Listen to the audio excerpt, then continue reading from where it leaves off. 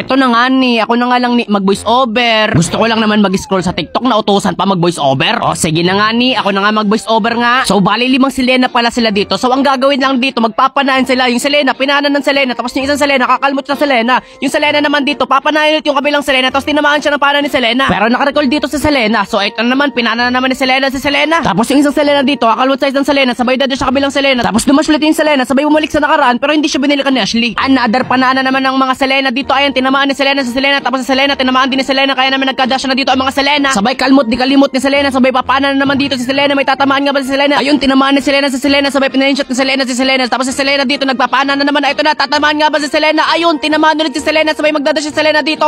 Wapa, kalmot kay Selena. Sabay balik sa nakaraan kasi hindi siya binilagyan ni Ashley. Another pana na naman dito kay Selena. Sabay tinamaan si Selena. Sabay yung Selena magdadash dito. Sabay kakalmutin niya dito yung Selena. Sabay babalik siya sa nakaraan. Sabay cut ng video. Another pana na naman dito ng mga Selena. Tatamaan nga ba ni Selena sa Selena at nagkatamaan na dito ng Selena. Sabay nagkakadash na dito ang mga Selena. Napakaraming Selena. Hindi ko na mabilang ilan ba ang Selena dito. 10, 20, 5. Pero hindi pa dito nagtatapos si Selena dahil pinana na naman ni Selena si Selena. Sabay dadash na naman dito si Selena. Sabay kalmot di kalimot. Sabay alis na parang nothing happened. Another day, another pana. Wapak! Tinamaan ang flame shot ni Selena sa Selena. Sabay si Selena puro dik sa isang Selena. Sabay tinamaan yung Selena na isa. Sabay tinamaan